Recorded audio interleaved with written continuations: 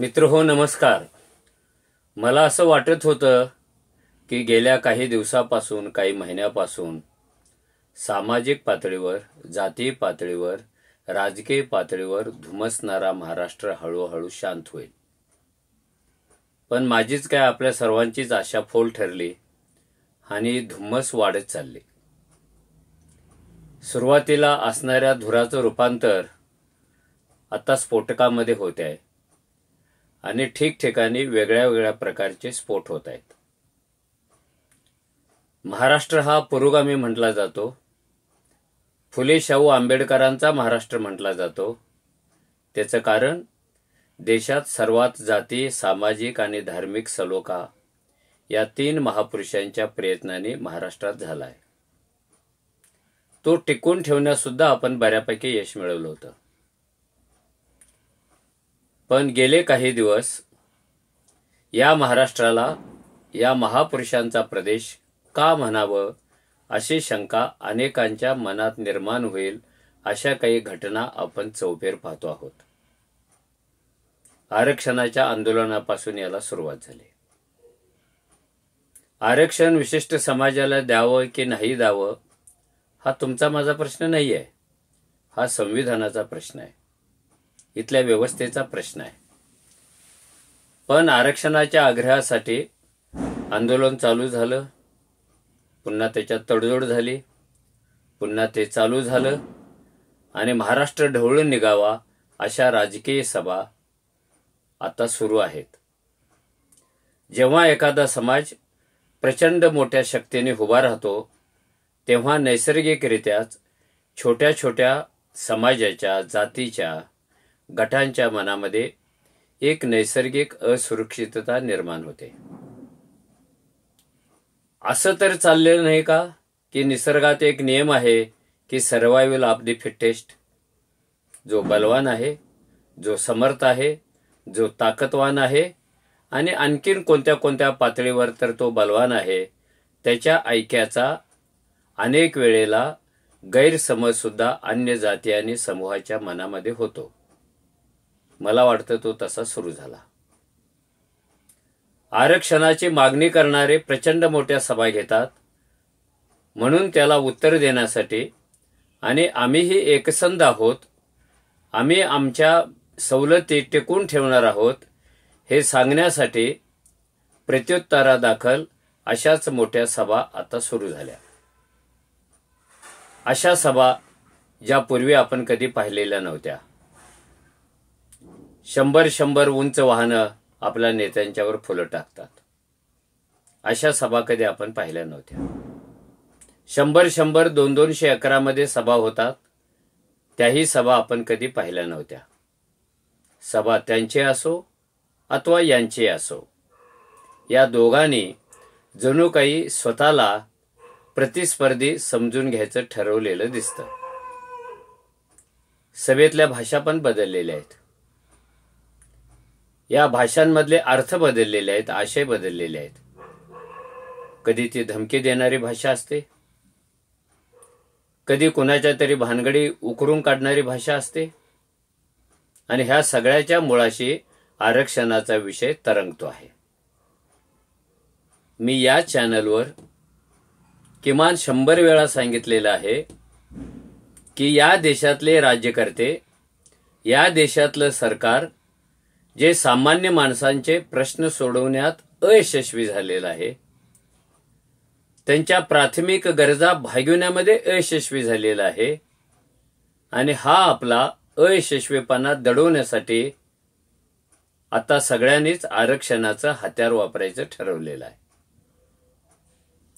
आता सुद्धा 50% लोकांना आरक्षण आहे. ते यापुढेही कायम राहणार आहे. जर आरक्षणातून माणसाचा विकास होतो, तो स्वावलंबी होतो, तो स्वाभिमानी होतो असं जर मान्य केलं तर केंद्र सरकार या देशातल्या 80 कोटी लोकांना मोफत धान्य देऊन का जगवत आहे? धान्य विकत घेण्याची या लोकांची क्षमता का संपली? यांच्या मनगटाला रोजगार का मिळत नाही? रोज त्यांना धान्य घेऊन येणाऱ्या सरकारी ट्रकची वाट का बघावी लागते? याचा अर्थच आपण अन्न वस्त्र निवारा ह्या गरजा सुद्धा पूर्ण करू शकत नाही आहोत. ह्या 80 कोटीमध्ये SC आहेत, ST आहेत, NT आहेत, OBC आहेत आणि वरच्या वर्गातले मागासवर्गीय, आर्थिक मागासवर्गीय पण आहेत. 80 कोटी ही संख्या काही कमी नाही आहे. आपल्या शेजारी असलेल्या 8-10 देशांच्या लोकसंख्ये इतकी वाटावी अशी ही लोकसंख्या आहे. मग पुन्हा तोच प्रश्न निर्माण होतो, आरक्षणामुळे यांच्या जीवनामध्ये कोणते बदल झाले? मुळात हे आरक्षण रोडावत चाललेलं आहे, संकुचित होत चाललेलं आहे आणि त्याच्यातून तयार होणारे लाभाचे प्रभाव, लाभाचे झरे हे आटत चाललेले आहेत. जणू काही सगळ्या विहिरी कोरड्या पडतायत. ज्या आरक्षणाचा लाभ सांगणाऱ्या होत्या, नद्या कोरड्या पडतायत, ओढे कोरडे पडतायत आणि या कोरड्या पडलेल्या प्रदेशामध्ये जाणाऱ्यांची संख्या आता वाढते आहे. तिथे आपल्याला काय मिळणार आहे याचा विचार कोणीच करत नाही. एकदा आपण त्या कोरड्या प्रदेशात जाऊया. कारण व्यवस्थेनेच त्यांच्या मनामध्ये भरवलेलं आहे की समाजाचा, माणसाचा विकास व्हायचा असेल तर तो राखीव जागेच्या रिंगणातच गेला पाहिजे. आणि मी म्हणतो तसं राखीव जागाची ही रिंगणं कोरडी पडलेली आहेत. तिथे कुठल्याही प्रकारचं गवत उगवत नाही, तिथे कुठल्याही प्रकारची निर्मिती होत नाही. जी जुजबी निर्मिती होते ती सुद्धा 8-10 वर्षामध्ये संपून जाणार आहे. त्याच्या मागचं कारण शासनाच्या सगळ्याच क्षेत्राचं होत असलेलं खाजगीकरण, झपाट्याने कमी होत चाललेल्या नोकऱ्या आणि कमी होत चाललेल्या नोकऱ्यासाठी रिंगणाबाहेर चाललेल्या ह्या लढाई आहेत. ह्या लढाया नव्या नाहीत. आपल्या व्यवस्थेमध्ये आपल्याला हक्क पाहिजे आहेत, ते व्यक्त करता यावेत म्हणून लोक आंदोलन करतायत. पण आत्ताच्या आंदोलनाचा परिणाम संविधानाने विणलेल्या सामाजिक, जातीय आणि राजकीय सुलेख्यावर होतो आहे. हे सगळे समाज जे गुण्यागोविंदानं नांदत होते ते परस्परांना आता संशयाने पाहत आहेत. हा संशय वाढत गेला तर अराजकता येते. शासनाला कोण विचारतात?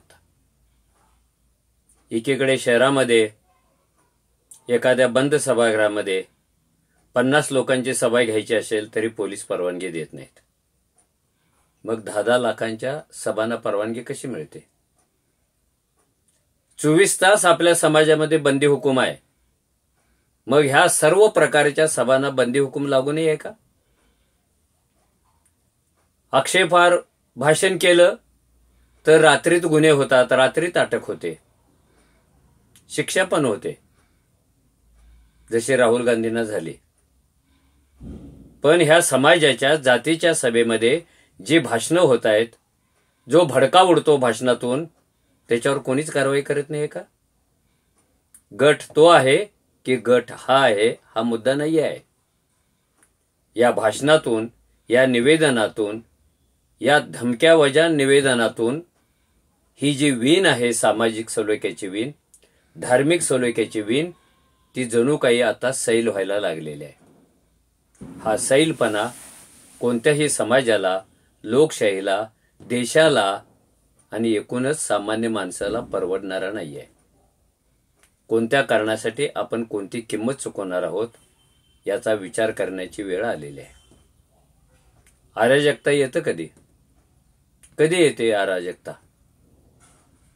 जेव्हा शासन संस्थेवरचा विश्वास उडतो, शासन संस्थेने तयार केलेल्या यंत्रणेवरचा विश्वास उडतो आणि आता आम्हाला राज्य नको, सरकार नको, आम्हीच आमच्या ताकदीवर आमचे प्रश्न सोडवू, लढून सोडवू, एकामेकाचा तिरस्कार करून सोडवू, अशी जेव्हा भावना वाढीस लागते तेव्हा अराजकतेची सावली पसरायला लागते.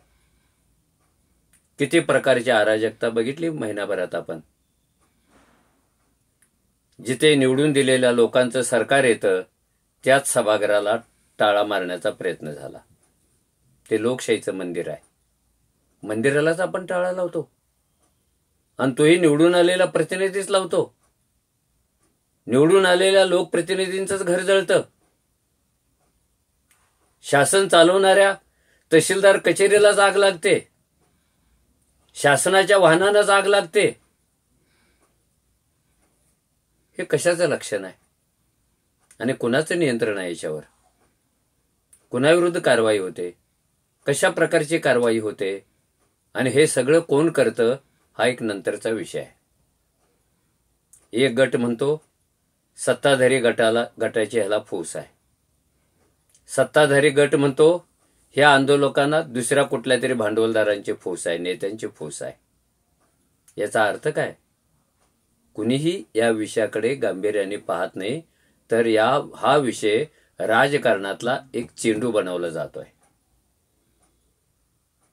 लोकसभेच्या निवडणुका, विधानसभेच्या निवडणुका तोंडावर आलेल्या आहेत आणि हे जातीचे, हे समाजाचे नेते आपल्या आपल्या जातीच्या सुरक्षिततेसाठी, हितासाठी कोणते ना कोणते कार्यक्रम आखले जातात. मुळात आपलं राजकारणच जातीवर चालतं.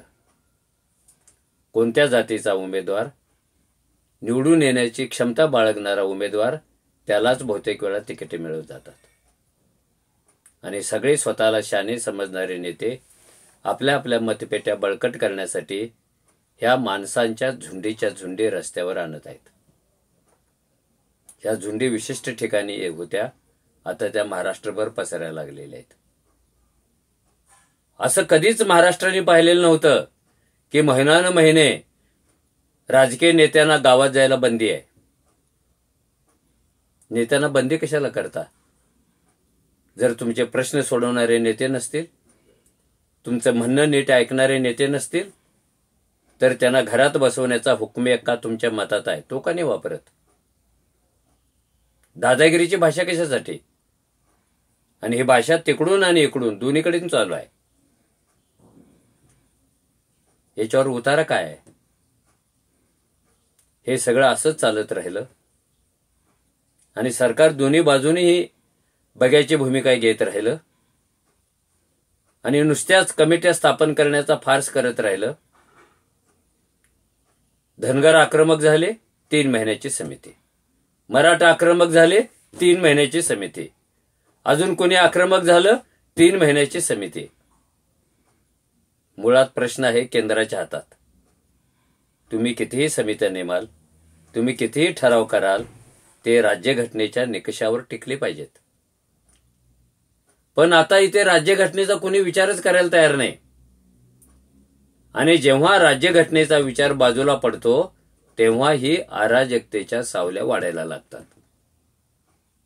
सरकारला जुमानायचंच नाही अशी भावना जेव्हा प्रबळ होते, तेव्हा अराजकताची घंटा वाजायला लागते.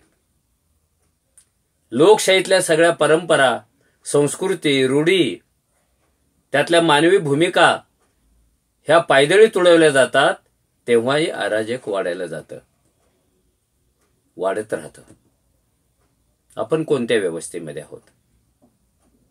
आता महाराष्ट्रातल्या कोणत्याही समूहाला फिरताना, चालताना, बोलताना असुरक्षितता वाटायला लागलेली आहे.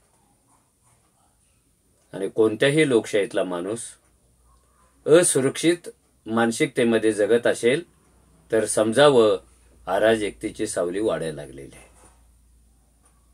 त्याला आपण एकाएकी पडलो असं का वाटतं?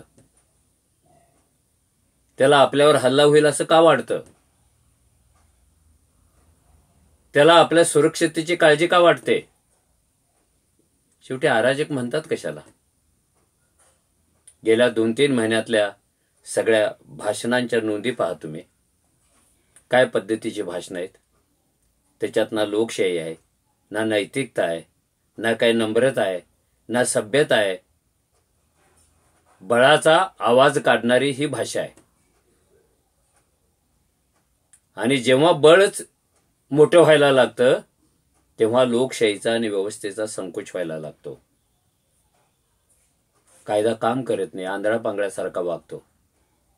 आणि बाबासाहेबांनी सांगून ठेवले, जेव्हा समाजातला मोठा घटकच, बहुसंख्य समाजच कायदा हातात घेतो, कायदा पायाखाली ठेवतो आणि आपल्या मागणीप्रमाणे व्यवस्थेला नमवायला लागतो, तेव्हा राज्यघटना पंगूसारखी होते. कारण ती अराजकतेच्या सावलीखाली आलेले असते. समाजच कायदा मोडायचा ठरवतो, समाजच राज्यघटनेकडे दुर्लक्ष करतो, समाजच आपण स्थापन केलेल्या व्यवस्थांच्याकडे दुर्लक्ष करतो आणि जे काय आम्ही मिळवायचं आहे ते आम्ही आमच्या ताकदीवर मिळवू. लोकशाहीमध्ये ताकदीवर मिळवायचं असतं की कायद्यावर मिळवायचं असतं? लोकशाहीमध्ये ताकदीवर मिळवायचं असतं की राज्यघटनेतल्या तरतुदी पाहून मिळवायचं असतं? हा जो चेंडू आहे आरक्षणाचा, तो राजकारणातले लोक अतिशय टॅक्टिकली वापरतायत. प्रत्येक जण हा चेंडू दुसऱ्याच्या पुढे ढकलण्याचा प्रयत्न करतोय आणि उद्याच्या निवडणुका डोळ्यासमोर ठेवून तो विचार करतो ह्या सगळ्या गोष्टीचा. हे जर थांबवायचं असेल तर राजकारणात अडकणारं, अराजकतेकडे निघालेलं हे आरक्षणाचं वादळ आहे, हे पहिल्यांदा यातून मुक्त करावं लागेल. आणि सरकारने पुन्हा पुन्हा सांगायला पाहिजे आरक्षणाच्या मर्यादा काय आहेत. आणि समाजाने पण डोकं शांत ठेवून विचार करायला पाहिजे, आरक्षण म्हणजेच विकासाचा मार्ग नव्हे, तो एक मार्ग आहे. अन्य मार्गाचा विचार सरकार का नाही करत? जगण्याची हमी का नाही घेत? माणसाच्या वाट्याला स्वाभिमानी जगणं का आणून देत नाही? हे सडकं धान्य पाठवणं, हे किडकं धान्य पाठवणं, हे धान्याच्या कोठारात न मावणारं धान्य पाठवणं, हे अन्नाच्या थाळ्यांचं राजकारण करणं, यामुळे देश आणि त्यातला माणूस स्वावलंबी होणार नाही आहे. तुम्ही समाजाला कष्टाच्या जोरावर अन्न मिळवायला शिका, त्याला लाचार बनवू नका. आणि आम्ही 80% लोकांना फुकट खायला घालतो अशी टिमकी वाजवू नका, ही लाजिरवाणी गोष्ट आहे. अरे हा कसला देश असतो? 80 कोटी लोक धान्याची वाट बघत बसतात, थाळ्यांची वाट बघत बसतात. ही कोणती महाशक्ती? ही कोणती लोकशाही की जी माणसाला जगण्याची साधनच मिळवून देत नाही? असे प्रश्न लोकांनी आता विचारायला पाहिजेत. आरक्षणाच्या रिंगणामध्ये नेमकं काय आहे आणि काय नाही याचा विचार दोन्ही बाजूंनीही करायला पाहिजे, विशेषतः तरुणांनी करायला पाहिजे. कारण सगळ्या राजकारण्यांच्या, सगळ्या दंगलग्रस्तांच्या हातात तरुणाचंच हत्यार असतं. त्याला कळत नाही, त्याचा भ्रम केला जातो. कोणती तरी घोषणा दिली जाते, आक्रमक घोषणा दिली जाते, वाहनांच्या ढोंगणावर तशा घोषणा लिहिल्या जातात आणि एक अस्थिर, चंचल, असुरक्षित वातावरण बनवलं जातं. अशा असुरक्षित वातावरणामध्ये कोणत्याही तरुणाचा विकास होणार नाही. त्याला पुन्हा पुन्हा सांगा, भाऊ, आरक्षण एक मार्ग आहे, सर्वस्वी मार्ग नव्हे. त्याच्या विचारात त्याला जायला सांगा.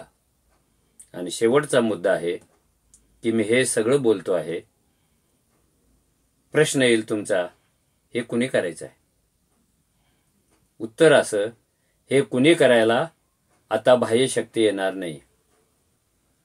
हे सगळं करायला कुठले आपले पूर्वीचे महात्मे येणार नाही आहेत. कुणी अवतारी पुरुष नाही येणार. ज्याला सुरक्षित समाज लागतो, ज्याला आरोग्यदायी समाज लागतो, ज्याला सामाजिक सलोख्याचा समाज हवा आहे, ज्याला निकोप लोकशाही हवी आहे, ज्याला संविधानावर आधारित उभा राहिलेला समाज हवा आहे, त्याच लोकांनी हे प्रश्न सोडवायचे आहेत. याची उत्तरं दुसऱ्याकडे मागू नयेत, राजकारण्यांच्याकडे तरी अजिबात मागू नयेत. म्हणून माझी विनंती आहे, आपण सर्वांनी मिळून आपल्या राज्यावर, आपल्या प्रदेशावर आणि आपल्यावर आलेलं हे अराजकतेचं जे सावट आहे ते आपणच दूर करूया. धन्यवाद.